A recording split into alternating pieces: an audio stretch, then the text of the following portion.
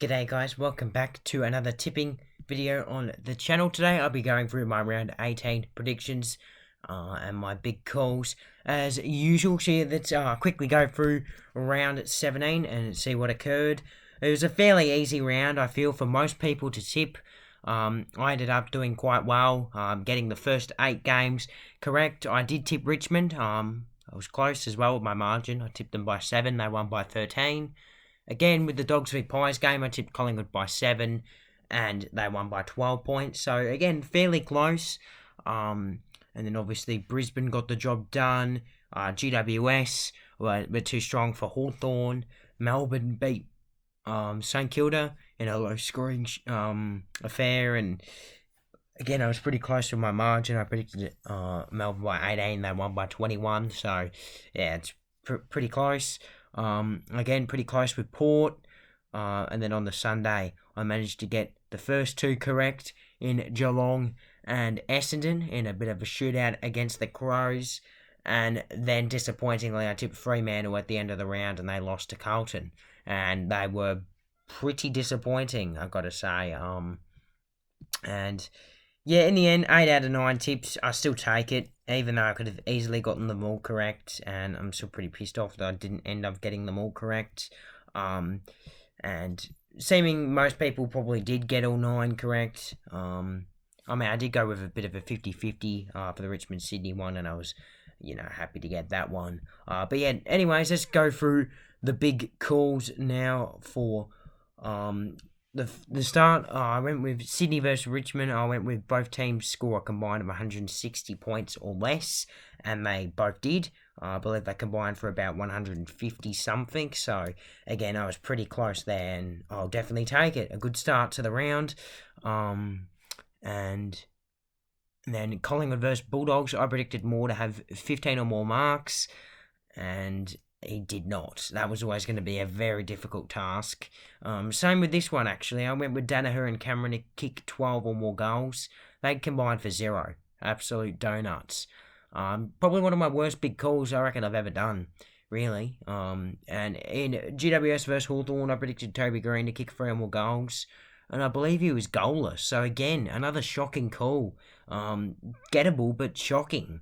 And St Kilda versus Melbourne, I predicted 7 or more lead changes. I think there was only 2 or 3. Melbourne were up for most of the night. And then in Port Adelaide versus Gold Coast, I predicted Port to have 5 last quarter goals. I believe they had 3. So, again, close, but not quite. And then this was by far my worst, I reckon, of the round. I predicted North Melbourne to win the clearances by 5 or more, and they got belted there. Geelong kicked most of their goals in that first quarter. So, yeah, a pretty disappointing call. And then in Essendon versus Adelaide, I predicted both teams to score over 180 plus points, and it was a shootout, and easily got that in the end. So, I definitely take that. And then the final game of the round, I predicted Freo's Jai Amos to kick 4 more goals, and Jacob Wiedering held him to, I believe, donuts again. So, yeah, a few shocking big calls in there, but I guess I'll take the 2 correct calls, and hopefully I can do a little bit better in my big calls next week. I haven't been doing so well in them recently. I mean, excluding last week where I got, I think, may have been 2 again. I've just been doing really, really poorly in recent weeks, so yeah, hopefully I can start getting a few right. But anyways, let's go through round 18. The first game of the round is Sydney versus Western Bulldogs. Now, you feel that Sydney's season is probably all but over now after losing to Richmond in a thrilling contest at the G. It was always going to be a tricky task for them. Now we believe Buddy Franklin's played his last game at the G. You'd expect now, and now finals are pretty much impossible. So they are favourites for this game, though. So yeah, I guess it's probably because of the home ground advantage at the SCG, and the Dogs don't seem to match up too well against the Swans at the SCG of late. Obviously, the Dogs had a pretty decent performance, though, against the Pies. They were solid for majority of the game, but I guess the big problem was that only Norton, Waitman and Ugle-Hagan could hit the scoreboard. Obviously, Poulter did kick a goal, but yeah, 3 of those players kicked 11 of their goals and only kicked 12. They had a good little fight back. Probably gave the Pies a bit of a scare in the last quarter. They started well as well, but apart from that, not too much damage was done. But yeah, it should be a very close game in my opinion. Both teams, Sydney are probably fighting for a bit of pride now, you feel, and the Bulldogs are obviously trying to fight for that spot in the top 8. I reckon I might go with a bit of an upset and tip Sydney. I think most people will be going with the Dogs here, but not me. I'm going to go with the Swans in a close game by 16 points. And my big call, Sydney kicked the first 3 goals of the game. And then this is a huge game.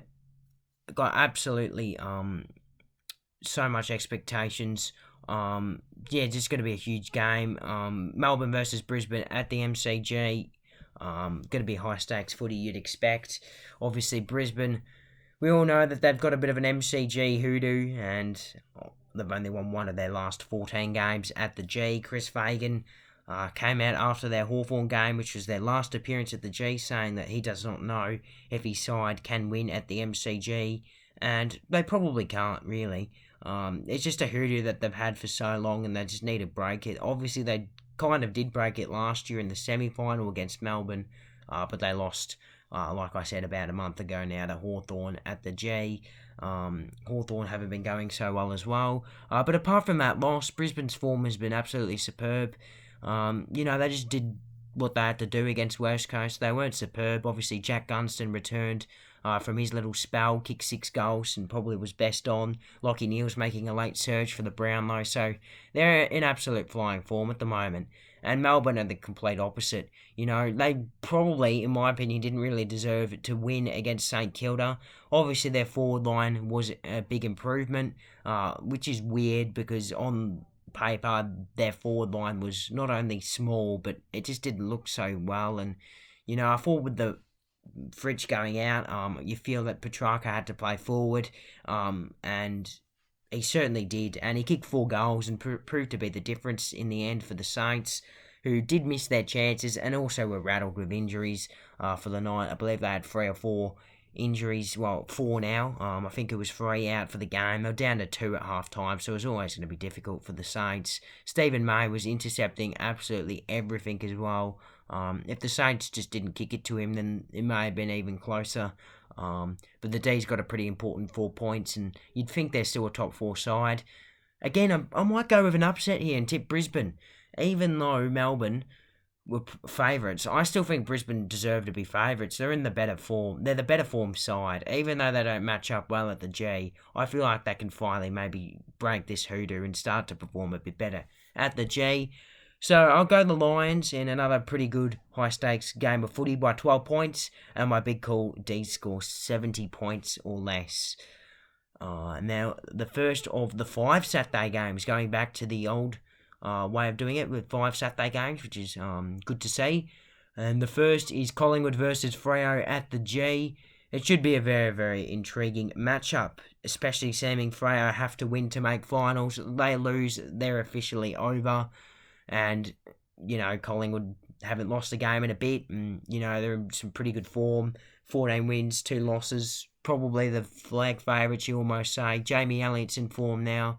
He's kicked 9 goals in his last couple games, and, just a solid performance again from our defence. They've got the best defence in the comp, in my opinion, and I think we should win this game. Freo were really disappointing, arguably the most disappointing side on the weekend against the Blues. They were just horrible. Their defence for the first time, I reckon, this season was actually really bad. Normally it's their midfield and forward line letting them down. Their midfield wasn't too bad actually in this game, but it was just their defence. Alex Pearce looked like he played injured, which is a bit concerning for Freo. They don't want to lose him because he's, their skipper, and their forward line is struggling as well. And I think I say this in almost every video where they lose. They've just got to find ways to score. Freo, they scored 45 points against a team that was below them on the ladder, and at the time I think they were bottom 4. So yeah, they've just really got to pick up their scoring. The only one consistent there is Walters. Amos has shown signs in games, but again, he's a bit inconsistent. He can have 2 or 3 one week and none the next, and he's just got to get some scoreboard. Also, Freo play their best footy when they're tackling, applying pressure, and in the last couple of weeks, in their 2 losses, they have not shown any signs of that. I believe they did lose in round 16. I've almost forgotten now. Yeah, they did lose to the Bulldogs, and again, their pressure was up there in the first quarter. Carlton dominated and didn't kick any goals, and their defence actually looked all right when he was applying pressure, but apart from that, they was just really, really poor. And the only player you really feel that was trying is Sean Darcy, really. And I guess their midfield was pretty good. It's going to be huge too, because I think Sarong's suspended. So, yeah, they've certainly got their issues. Freo, Collingwood, they're pretty short on the odds to win this game. And I think we can win it pretty comfortably as well by 41 points. My big call, Jamie Elliott kicks 4 more goals to continue his good run of form. Now, this will be certainly, I reckon, maybe one of the games of the round and an intriguing matchup. It's Gold Coast versus the Saints up at Heritage Bank. Because it is up there, you've certainly got to think about this one. The Saints have been in some shocking form, and now injuries might come into play like it did at the start of the season, albeit they won their first 4 games with a pretty low-ranked St Kilda lineup, and they might have to do the same thing. They've got a fairly easy run, but this game is really, really important for them if they want to make finals and maybe even secure a home elimination final. Obviously, Max King's now out for the season, so that's going to be a huge blow for them. Seb Ross has done a pretty high-term hamstring, will be out for 4 to 6 weeks, which is huge. And obviously, Billings has fractured his thumb, and Cordy got concussed as well. And they were down to 3 to the bench at half-time. It was a nice fight in the end from the Saints. They were brave. The only problem was they were just booting it to Stephen May, and obviously Max King going out in the first few seconds of the game definitely affected that, and Stephen May's influence was just massive, and also Petrarca up forward. And Gold Coast, well, we all know what's been happening with them of late. Obviously, the sacking now confirmed today of their coach, Stewie Dew. Obviously was probably going to happen at the end of the year anyways. They've decided to make the harsh call now, in my opinion, and sack him now. So interim coach, I believe Stephen King, who was their assistant coach, will now become their interim coach. And we all know what happens with the interim coaches in recent times. They seem to be winning. Obviously, it hasn't happened the 2 times this year, albeit Richmond were really good against Port Adelaide. And also, North probably should have won that game, albeit the interchange free kick against Sydney. So, I actually reckon Gold Coast can win this game in a bit of an upset. I feel like I can do it. They've got the home ground advantage.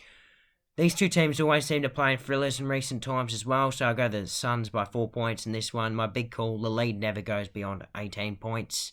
And another intriguing game, actually, on the Saturday. We've got some pretty good matchups on the Saturday, because we've got 2 more great ones that will follow. It's Carlton versus Port Adelaide at Marvel. Now, a few weeks ago, this would have been an easy win for Port, but Carlton are in some decent form. They've beaten Freo over there in Optus, which on paper looks good, but Freo have had their struggles, and they've beaten Gold Coast and Hawthorn, both at the MCG. Adam Cherry is playing good footy. Their forward line, which again on paper doesn't look good, but it's just doing its job, and Jacob Wiedering is dominating down in defence. So you never know with this one. If we get the Blues that have played in their last 3 weeks, then they'll challenge Port, in my opinion. But if we get the Blues from that, I'd say maybe a couple months ago, then they are going to get belted in this one. Port have been really, really good, obviously. Probably the team to beat, almost, I want to say. And, they've been the best team for a bit, obviously, with the, I think, 13 winning streak now. 14-2, equal first. They've got a huge game in a couple of weeks against Collingwood. But they've just got to bank in a result here. They were pretty good against Gold Coast. They didn't start too well, in my opinion. Obviously, Mackenzie out was a bit of a blow. He's still a chance to face Carlton, but it's highly unlikely, which should see Tom Jonas, their captain, returning to the side. Their forward line really stepped up in the second half. They kicked 8 or 9 goals in that third quarter, and in the end resulted in another Port win, and probably Stewie Dew's sacking as well. I think Port should win this game, though I do think it'll be close. I reckon they'll win it by 16 points to continue their streak at Marvel. and my big call, Carlton lead for 50% of the match. I actually reckon they'll challenge the Port in this one. And then we got two huge Saturday night games. Geelong versus Essendon down at the Cattery. Obviously, these teams met at the start of the season and it was a high-scoring shootout. And we could see something similar. Again, Essendon played in a shootout last week, and in the end, their first quarter proved to be too strong for the Crows and were really, really impressive. Obviously, there is a bit of a squeeze in their forward line, which could result in Wiedemann getting dropped. Phillips, their ruckman, has been suspended, so they possibly might not have a ruck for this game, which is huge and could change the result in the game. Geelong have been decent, I guess. They had a good first quarter against North, but apart from that, I believe they only won the game in the end by a couple of goals in the next three quarters. But yeah, Geelong, they're just managing players in that one. They decided not to play Jeremy Cameron. They managed Isaac Smith. They subbed Blitzarves out in the third quarter to manage him as well. So, they've definitely got some players rested up for this one. I also believe Dangerfield's been managed a bit as well. He didn't have a high time on ground in the game against North. So, they've rested players up for this one, Geelong. They know how big it is for their finals chances. They've got heaps of games as well down at the Cattery, and this one will definitely, I reckon, impact the result of the game because it is at the Cattery. I'm going to have to go Geelong, even though they haven't been in great form. I reckon they can win it by 13 points in a pretty high-scoring game, and my big call, there are 10 or more lead changes, resulting in a pretty good Saturday night affair. And the other great Saturday night game, Adelaide versus GWS, which has got massive stakes for finals. Both teams 9th and 10th, both 8 wins, 8 losses. They met round 1 in the season, and it was Giants getting the job done in a fairly good fight back. And Adam Kingsley's done a wondrous job, and all the players, they're actually feeling like they're playing how they want to play, and they've got great connections with the coach. You see Adam Kingsley down there just pulling a player off to the side, off the interchange bench, and just talking with them, and talking about their role, what they need to do better, and how their role can impact the game. And it's just fantastic to see. And in my opinion, I reckon Adam Kingsley, if the Giants can make finals, he could win Coach of the Year. He's a really, really good coach. And I guess it's just got one thing that's similar to Craig McRae. If you watch my Collingwood, 7th to flag contenders video, I said that Craig McRae's got a great connection with the players, and so does Adam Kingsley. And you know what? If there's any game that GWS can win coming up, that's an upset, it's probably this one. Adelaide, they lost last week, and they've continued their little run away from home where they've only won the one game this season, which was against Hawthorn down in Tassie. So, they've really, really got to pick it up away from home. But because this one is at home, you feel like you got to go with the Crows. I'm not bold enough to go with an upset. I reckon it'll be a good game, though. I reckon the Giants will challenge. I reckon the Crows will win it in a thriller by 11 points. And my big call, Tex and Rankine combined for 7 or more goals. Now, we got two, I have to say it, pretty poor and shit games on the Sundays. I'm not looking forward to it. It's annoying how there isn't a great Sunday game to watch, but yeah, these two are going to be dead rubber games, and I'm not going to speak about them for long because they're just going to be poor. We've got North Melbourne versus Hawthorn at Marvel. Obviously, rematch of the game that happened round 3 earlier this season where Hawthorn got the job done down in Tassie. Because this one is at Marvel, you got to give North a chance, but you feel like they've forgotten how to win. And I feel like lots of people have definitely said that about them. They've forgotten how to win now, and they've just got to find ways to bank in results. Obviously, Griffin Logue did his ACL. Wardlaw was laid out. They had a bit of drama with injury this week, North.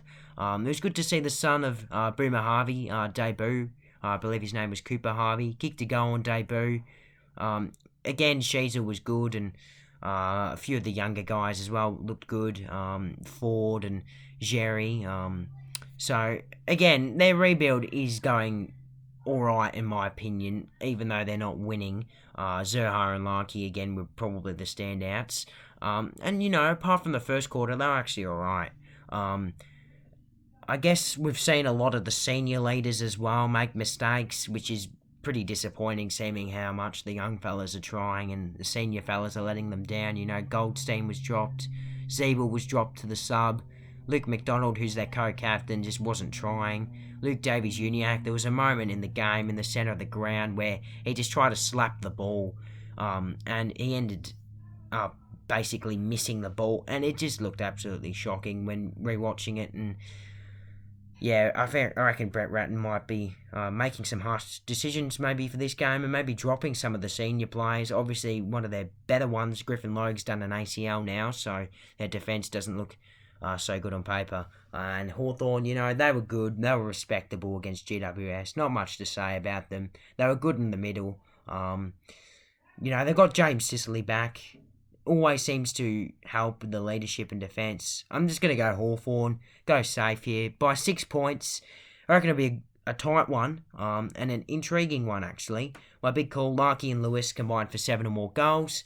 And then we've got another West Coast game at the 4:40 time slot where no one basically watches this game. And up against Richmond, rematch of the round 8 clash at the G at the start of the season. Richmond got the job done by about 50 points there. Obviously, West Coast have been pretty poor. I feel like it's been ever since that game. They've just lost by most weeks by 100 points. And again, they weren't great last week against Brisbane. Though they did get more of the footy in the second half, albeit all in defence. I believe they had 27 inside forward 50s for the game, about 20 touches in there, and 4 of them were effective. So, it's just absolutely shocking. The only one trying forward of the ball appears to be Oscar Allen, and you kind of feel bad for him in a way. Richmond have been interesting as well in recent weeks. Tim Taranto, probably one of the favourites for the Brownlow. And, Jack Ross was solid on the weekend. Dusty looked good. Shai Bolton was good. And, just the clutch players got the job done in the end for Sydney, against Sydney. Nick Vloston was good in defence. Again, Noah Bolter was intercepting. So, they've got a fairly strong side. Richmond, they're a bit of a smoky for the finals. They should get a bit of a percentage boost in this one as well. I reckon they'll win it by 54 points. And my big call, West Coast go goalless in any quarter. I hope you guys enjoyed the predictions video. Stay tuned for next week where I'll be doing my round 19 predictions and my Collingwood review after the clash against the Dockers.